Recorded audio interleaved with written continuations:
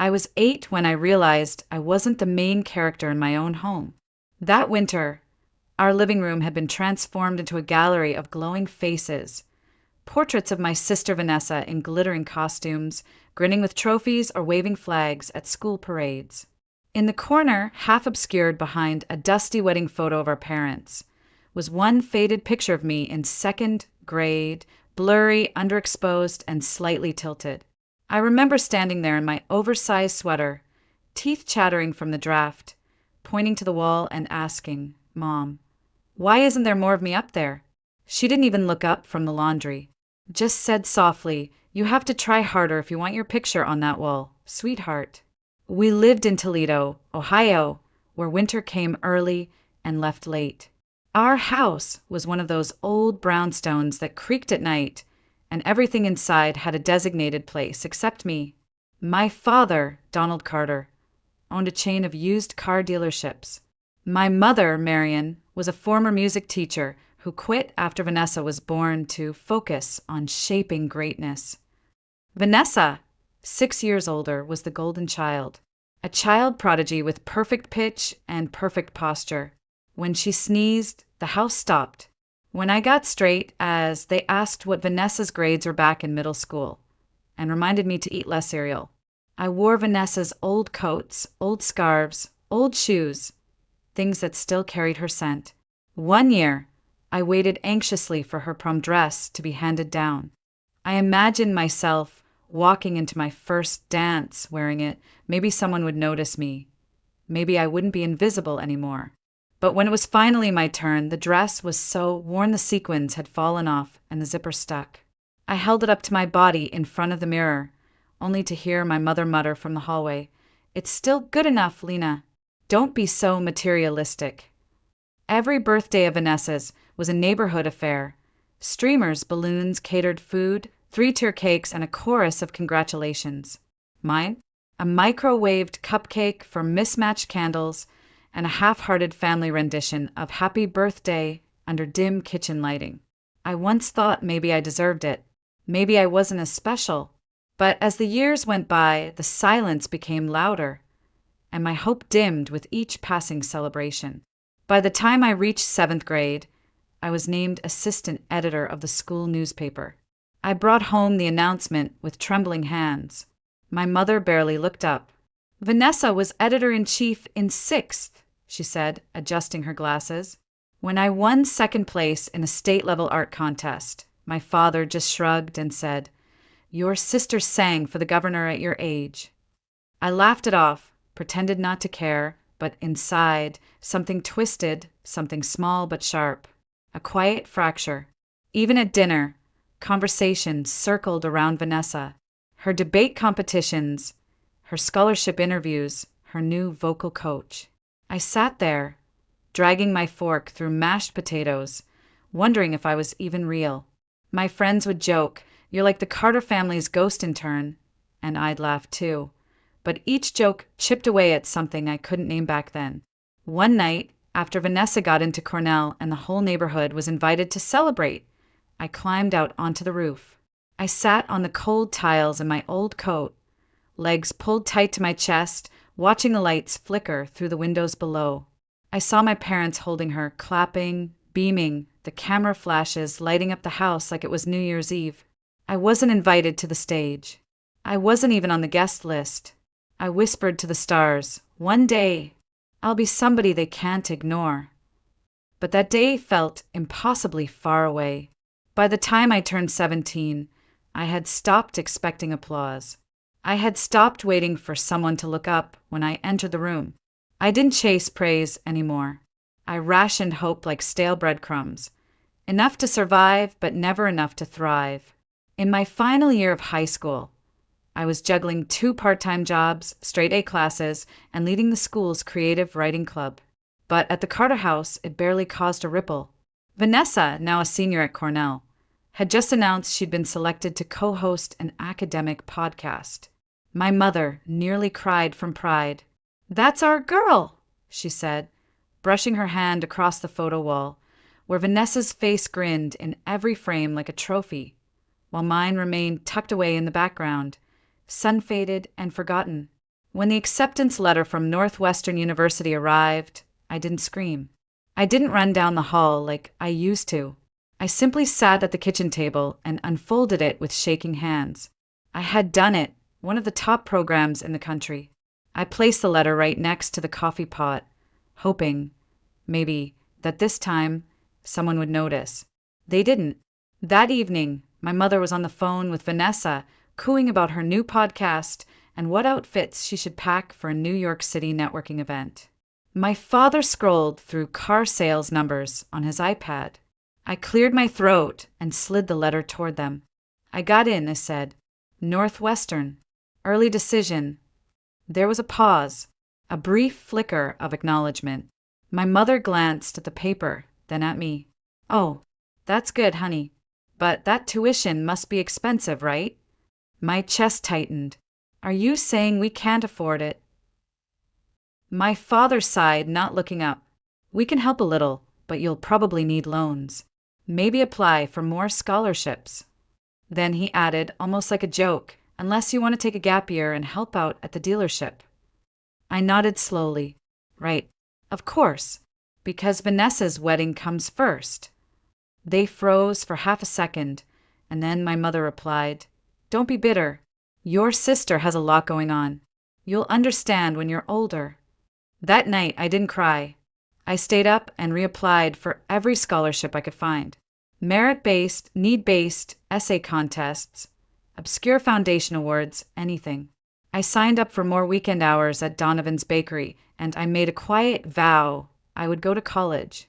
And I would do it without ever begging again. 3 months later, Vanessa announced her engagement to Jack, a finance major from Cornell, whose handshake was firmer than his personality. My parents were ecstatic. We'll host the wedding at Lake Erie. Full service, outdoor fireworks, the works, my mother declared. I stood frozen in the kitchen, clutching a butter knife mid-spread as I overheard my father mumble, We'll have to take out a loan. Don't tell Lena, it'll stress her out. I heard it all, every word, and I knew, without a doubt, that my future had been quietly mortgaged to pay for Vanessa's white dress and string quartet. I didn't argue. I didn't even blink. I buried myself in spreadsheets, budgets, scholarship forms, and side gigs. I told myself this was temporary, that once I got out, I'd never look back. The day I received my official enrollment packet from Northwestern, I brought it home like a peace offering. My parents were seated at the kitchen island, comparing cake samples. I held it out to them. I got in. Everything's confirmed. My mother looked up for a second, then returned to the frosting chart. Good timing. We just finalized the flower arrangements for the wedding. Maybe you can help us figure out the guest list later. I stood there, envelope in hand, heart hollow. I realized something in that moment, something that stung more than any rejection. I could win awards, graduate valedictorian, get into the best school in the state, and I would still be optional in this family. A placeholder, a convenience. That was the night I stopped seeking recognition. Not because I didn't want it, but because I finally understood they were never going to give it to me. Chicago felt different from the moment I stepped off the train. The air was brisk, the buildings taller than I'd ever seen, and the wind off Lake Michigan sliced through my coat like paper. But I didn't mind. I had made it. I was finally somewhere no one knew me as Vanessa's little sister. I moved into a cramped student dorm on the west side of campus, took a part-time job at a coffee shop 2 blocks down, and told myself this was the beginning of something real, something mine. But it didn't take long before my phone rang again. Lena! My mother's voice chirped like a songbird, too sweet to be trusted. Vanessa has a doctor's appointment. Jack's traveling. The twins are fussy. Just a quick trip home this weekend, right? You can take the Greyhound. I'll pay for the ticket. I stared at the ceiling of my dorm room, calculating how many hours of work I'd miss, how much sleep I'd lose, and how quickly I'd fold. And just like that, I was back in Toledo, 16 hours on a rattling bus, arriving with cramped legs and a stiff neck, only to spend the next 3 days chasing 2 sticky toddlers while Vanessa napped in yoga pants and my mother praised her for how hard she's trying. After that, it became a pattern. Every school break, every national holiday, every rare long weekend. I got the same call. Lena, your sister's exhausted. Jack's out of town again. Abby's on the verge of burnout. Can you help, sweetie? You're so dependable.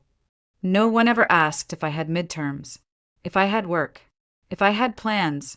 To them, I was the good daughter, the flexible one, the built-in safety net they could drop everything on and walk away. One Christmas, when I finally mustered the courage to say, "Mom, I have finals next week. I really can't come," there was a pause, then a sigh so heavy it cracked through the phone like thunder. "So, you're abandoning your family?" I stood frozen in the back room of the coffee shop, clutching the phone like it might burn me. Abandoning? Mom, it's one weekend. I have 2 essays due. She just gave birth, Lena. She's practically drowning. If you don't help, who will? I bit my tongue. Hard. What about Jack? I snapped. Where's her husband? My mother scoffed, like I'd ask something obscene. Jack's a man, dear. He has work. You know how useless they are with babies. That moment, that sentence, it embedded itself like a splinter under my ribs and never left. By my sophomore summer, I had a perfect GPA, a tentative promotion at the cafe, and finally, plans for a week off. A real vacation. My first one ever. I'd saved for it penny by penny, folding bakery boxes, wiping tables, memorizing coffee orders like scripture. I booked a room in a quiet inn near Lake Michigan. Not fancy, just clean, quiet mine. I didn't tell anyone, not because I was hiding, but because I didn't want to hear my mother ask, "Is Vanessa coming too?" Or my father warn, "Don't waste money." But 2 days before my trip, Vanessa called. No greetings, no how are yous, just, "Lena, we need a break. Jack and I are thinking Hawaii. Mom said you're free." I blinked. Free? What do you mean? She said you had no big obligations this week. The twins are dying to see you. We've already booked our tickets.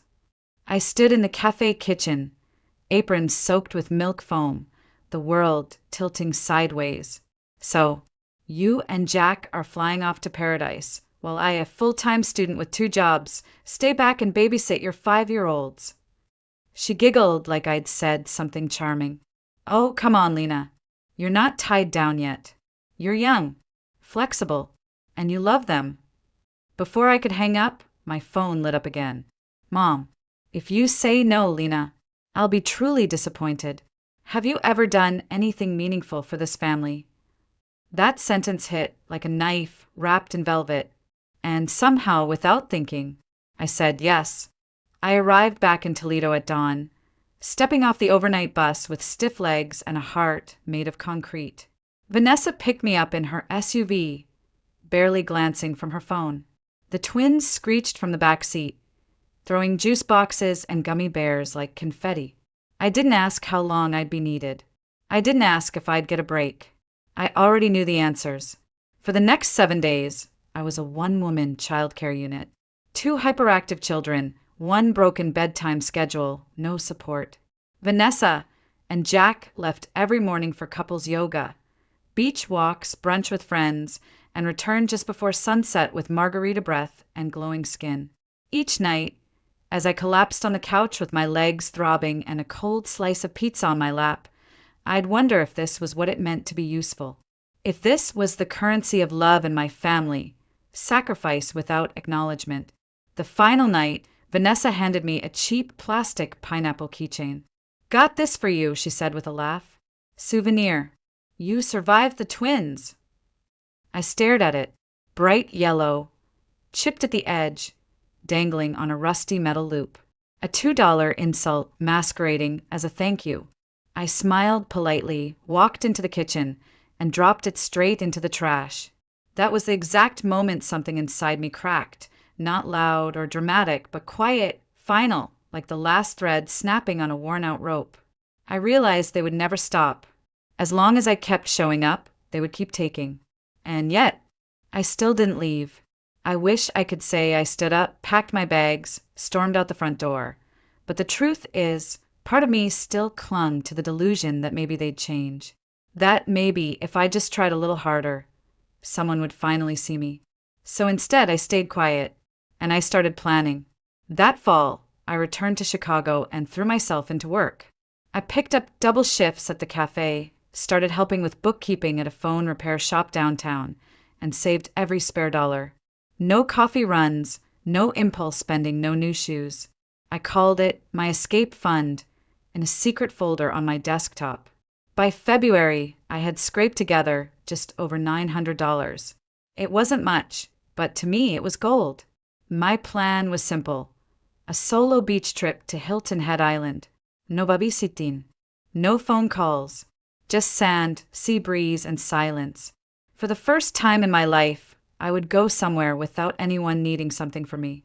I booked the room at a modest seaside inn. Wooden floors, white curtains, nothing fancy, but it had a view of the ocean. I reserved the bus ticket. I packed my bag a week in advance. I told no one. But then came my 25th birthday. We were at a small family gathering. Just cake and tea in the living room, nothing extravagant. Vanessa smiled sweetly and handed me an envelope. A surprise from all of us, she said. Inside was a round-trip plane ticket to Florida. We're all going to the resort together, my mom exclaimed. You'll share a room with the kids. They're so excited to spend time with Aunt Lena again. I felt my throat tighten. So this is for all of us? A family vacation. My father nodded. We already booked the suites, the restaurants, even the dolphin cruise. It'll be a proper getaway. Vanessa chimed in, patting my shoulder like I was a pet. Thanks in advance for helping. Jack and I have a few spa sessions lined up. You're amazing. I looked around at their glowing faces, and something inside me turned cold. I smiled, just enough to not raise suspicion. I nodded along, thanked them, even sent a message in the family group chat that night. Can't wait. But my real plan was already in motion. The next morning, I booked a new flight. Not to Florida. Not with them. To Hilton Head Island. Alone.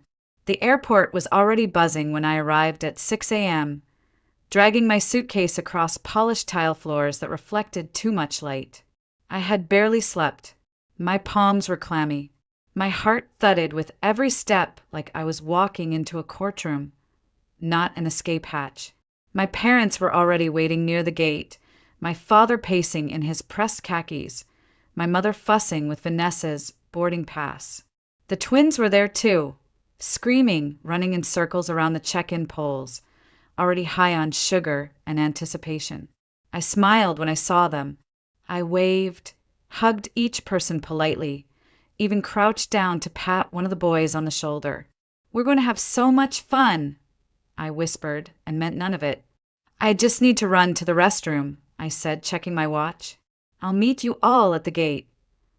Be quick, my mother warned. They start boarding in 30 minutes. I nodded, but instead of turning left toward the restrooms, I turned right, straight to Terminal B, where my flight to Hilton Head was already boarding. I had printed the ticket the night before, packed my bag with precision, deleted all family messages from my phone, and cleared my browsing history. Every step had been calculated. Still, my fingers trembled when I handed the agent my ID.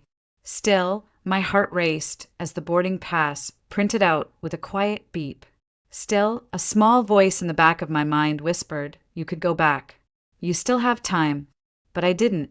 I tucked the pass into my jacket pocket and headed for Gate 12. A few minutes later, I found a seat near the window, out of sight, and pulled out my phone. My family was likely just realizing I hadn't returned. I typed the message quickly. I'm not going to Florida. I chose my own vacation. I hope everyone enjoys their trip, just like I'm enjoying my freedom. Then I hit send and turned off the phone. When I finally boarded the plane, I didn't cry. I didn't even blink. As the seat reclined and the plane began its slow roll toward the runway, I leaned my head against the cold window and watched the sky shift from gray to gold. The city fell away beneath us like a memory I didn't need to carry anymore. When we landed, I turned my phone back on. 43 missed calls, 17 voicemails, dozens of texts. Where are you? You're embarrassing us. The kids are asking for you. Your sister is crying. Who do you think you are? I scrolled through them all, then set my phone to silent. That afternoon, I walked barefoot along the beach, feeling the warm sand pull gently against my heels. The ocean was quiet, not like in the movies, no dramatic crashing waves, just soft, rhythmic murmurs, like the world whispering back. You made it. I stopped by a tiny shop on the boardwalk, bought a simple string of seashells, and hung it on the doorknob of my room. My first victory. It didn't come with applause. No cake. No fireworks. No, we're so proud of you. But it was mine. And that was enough. That night, I lay on the bed, the fan humming above me, salt still clinging to my skin. I laughed, real, guttural laughter, for the first time in months. Not the laugh you use to mask exhaustion or diffuse tension. This was different. This was freedom taking shape and sound. I had waited 25 years to feel this way, and now I was done waiting. 3 days after I returned to Chicago, they showed up at my door. I had just stepped out of the elevator, a grocery bag in one arm, and my headphones still playing some lo-fi track I couldn't even hear anymore, because there, right outside apartment 4B, stood my mother, arms crossed, lips tight, eyes sharp enough to cut glass. Behind her was my father, jaw clenched, and behind him, Vanessa and Jack, dragging the twins who were wailing like sirens in the hallway. "We need to talk," my mother said, stepping forward like this was her home. "Not here," I replied, key halfway in the lock. "Don't act so arrogant, Lena," my father hissed. "You've disgraced this family." I pushed the door open and left it ajar. They stormed in like a pack of wolves, chasing the scent of blood. Vanessa was first to strike. "You abandoned us at the airport," she snapped. "The kids cried for days. Do you even understand what you did to them? To me?" Jack chimed in with that same smugness he always wore like cologne. "Who's going to pay for the canceled hotel rooms? The flights? The dolphin tour?" I stood in the middle of my tiny apartment, the thrift store sofa, the peeling linoleum, the smell of instant noodles still hanging in the air, and looked at them. For angry people crammed into a space built for quiet. I wasn't afraid. I was tired. And finally, free enough to say what had been living inside my ribs for years. "I owe you nothing," I said softly. My mother blinked. "What did you say?" "I owe none of you anything," I repeated, louder now, firmer. "Not my time. Not my weekends. Not my youth. Not my silence. I've been your free nanny, your emotional sponge, your backup plan for too long. And I'm done." "You're being dramatic," my father snapped. "We've supported you, supported me." I laughed, a sharp, bitter thing. "You threw money at Vanessa's wedding, her house, her vacations. You told me to work part-time and take out loans for college. You used me." "Lena," Vanessa said, stepping forward like she still believed we could fix it. "We're family. We've all made sacrifices." "No," I said, voice low, eyes locked on hers. "I made sacrifices. You made plans, and expected me to rearrange my life to fit them." Jack rolled his eyes. "You're going to end up alone, you know. No husband. No kids. No help when you're older." I smiled a cold, slow smile that tasted like iron and truth. "At least I'll have peace." There was a silence then, not just in the room, but in me. Like a storm had passed and left only clarity behind. My mother opened her mouth to say something else, but I was already moving. I walked to the door, opened it wide, and stepped aside. "You need to leave." "Lena, now." One by one, they filed out, muttering protests and insults under their breath. Vanessa looked back once, her eyes wide, like maybe she'd never really seen me until that moment. I didn't flinch. When the door closed, I locked it, all 3 bolts. Then I slid down to the floor, my back against the wood, listening to the sound of their footsteps fading down the hall. And I exhaled, a long, trembling breath I hadn't allowed myself to take in years. They had come to reclaim their control, to guilt me, shame me, drag me back into the role I was born into but never chose. But they failed, because this time I chose me. 1 week later I moved, not just across the street or to a different zip code, but out of their reach. I found a tiny one-bedroom unit in Ravenswood, on the far north side of Chicago. The ceilings were low, the floors creaked, and the rent made my stomach clench every time I paid it, but no one knew the address. No one had a spare key. No one could show up at my door demanding that I give up one more piece of myself. I changed my phone number. I changed my email. I opened a new bank account. And just like that, I vanished from their world as if I had never existed. Each morning, I jogged along the quiet streets near the river, breathing air that belonged to no one but me. I'd stop at the corner cafe, not the one I worked in, just one I liked, order a cup of black coffee, and watch the morning sunlight stretch across the pavement. No one called me selfish. No one handed me crying children before I'd finished my toast.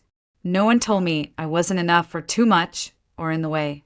At work, things moved fast. My internship at Ardent and Finch turned into a full-time offer. Long hours, tight deadlines, demanding clients, but every ounce of effort I gave came back to me, directly in experience and growth and confidence. There was no emotional toll extracted as tax. Each month, I put a little aside into a secret folder on my desktop labeled Freedom Fund. I didn't know what I was saving for. Maybe a solo trip to Europe, maybe grad school, maybe just the right to say no without checking my bank balance first. Some nights were hard.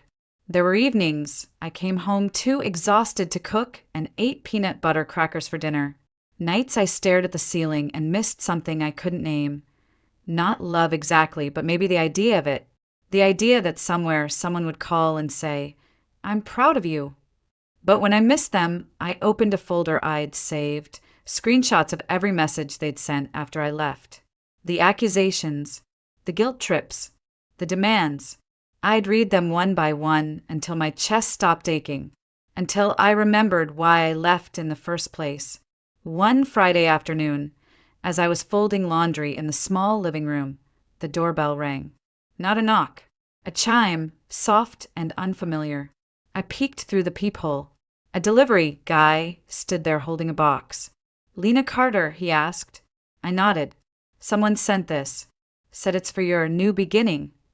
Inside the box was a small cactus in a ceramic pot and a handwritten card.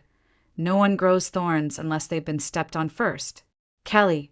I placed it by the window. It looked small but unbreakable. That night, I sat on my tiny balcony with a glass of red wine, watching the streetlights flicker on one by one. Below, the city buzzed with movement, cars honking, someone laughing too loudly, the world spinning like it always had. But inside me, everything had changed. I wasn't the forgotten daughter. I wasn't the stand-in parent. I wasn't the unpaid help or the emergency contact or the background character in someone else's story. I was Lena, complete, whole, and free. When Thanksgiving rolled around, my phone buzzed with a familiar number. I let it ring. A text followed. "Your sister really hopes you'll come home this year. The kids miss you. We miss you. It won't be the same without you." I didn't respond. Some silences are not about anger, they're about peace. And I wasn't about to trade mine for anyone else's comfort.